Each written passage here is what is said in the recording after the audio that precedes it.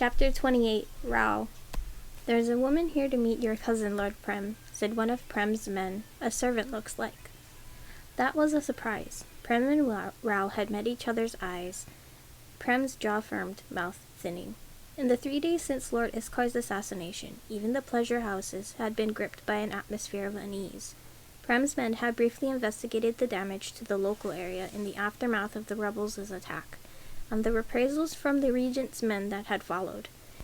They had seen splintered stalls, ransacked houses, beggars dead, felled by horses lying forgotten in street corners.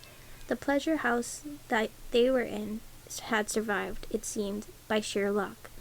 They gleaned enough information to assume that Lord Santosh had been behind the damage to the city. "It's exactly the kind of stupid thing a man like him would do," Prem had said, distaste in his voice. Rao had nodded and tried to make sense of General Vikram's decision to leave the city open in the aftermath. He wondered how the act of one lord tied into the act of another, how Santosh's brutality had triggered General Vikram's magnanimity, and what their choices said about the current balance of power in the regent's mahal. If he'd had more time and more resources, Rao would have chased answers like a predator with the scent of blood in its nose. "Who let her in?" Prem asked. "None of the guards stopped her?" "Why would they stop a maidservant?" said Latza. She sat ensconced in a pile of pillows with a book in her hands. She didn't look up as she turned the page. "No one stops maidservants. After what happened to Lord Iskar, and at the Ahiranyi temple, let's not forget. They should," muttered Prem. "Besides, what if she's a spy from that jumped-up Lord Santosh? I don't think he was suspicious of me, but we should be a little careful. What is she, Parijati?" "Ahiranyi, I think, my lord." "Right. Probably not one of his spies, then," said Prem, relaxing. He leaned forward, elbows on his crossed knees. On the ground beneath him and Rao lay a silk-embroidered cross, the necessary board for a game of pachisa. He flung 6 cowrie shells on the floor with a little chatter. One shell fell aperture up, and he swore mildly. "I'm losing," he said, "so go if you want." He gathered up the shells. "Is this a pre-arranged meeting?" "No," said Rao. To the guard he added, "Did she say why she needs me?" "No, my lord." Rao stood wincing at the twinge of his still-healing wound. He listened to the quiet of the evening, the insects humming beyond the veranda, the sound of the fountain's running water, and he made his decision. "I'll come."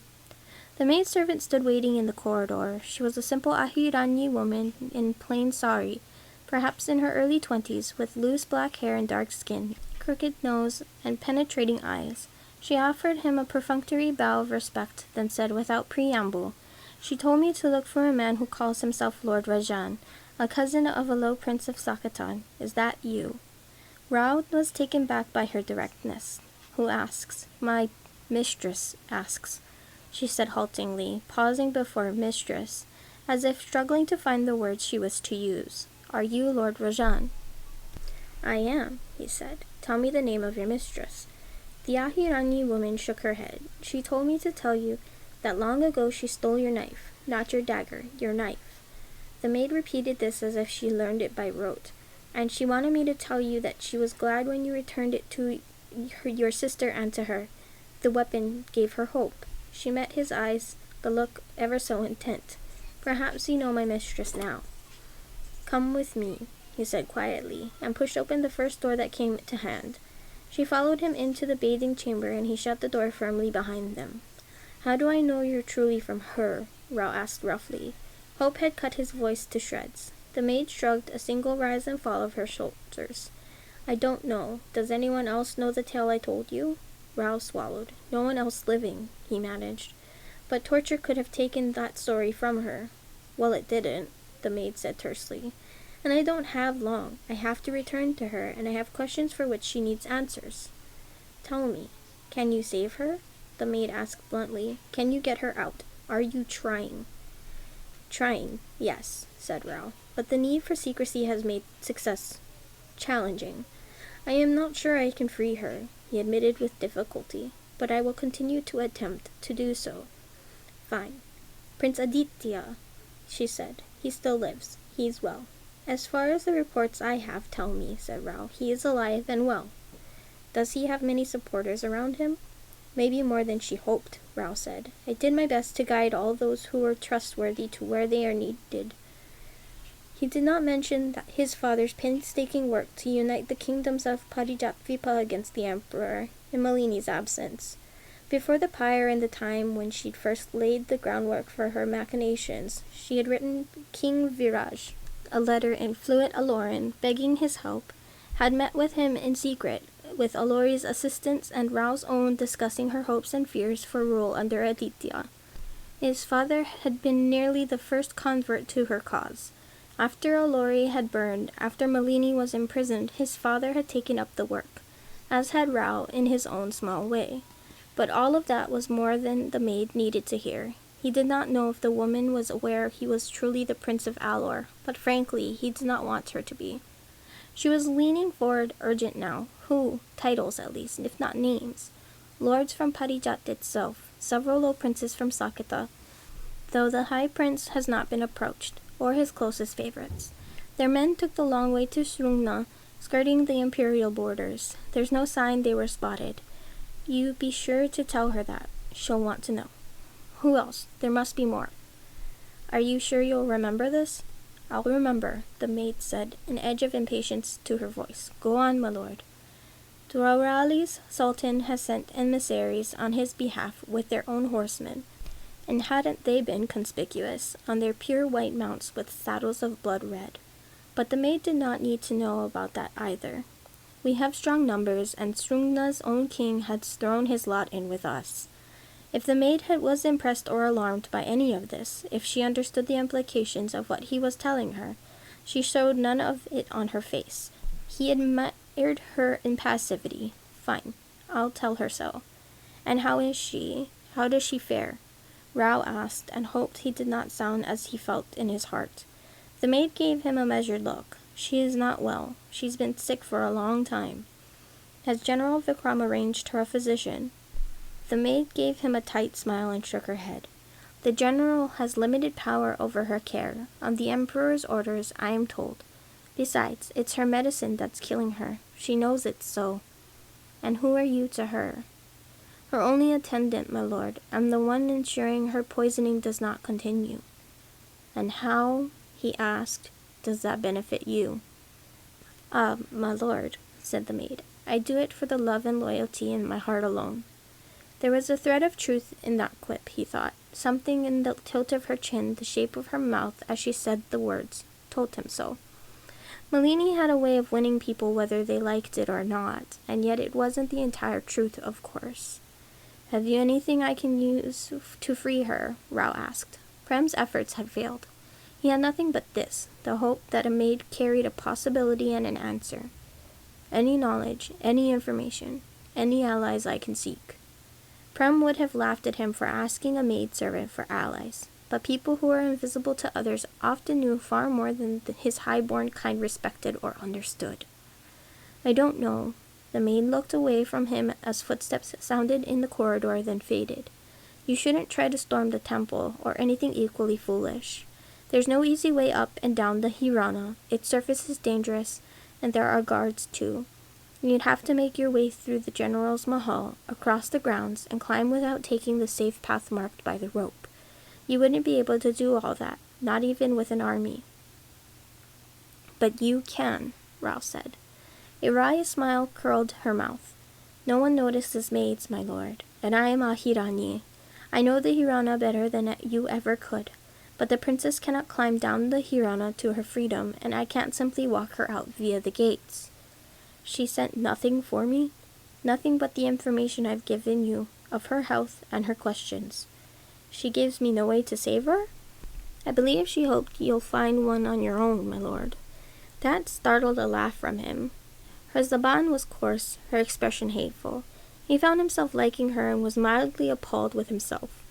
Would you offer me your name? He asked. Priya, she said after a reluctant pause.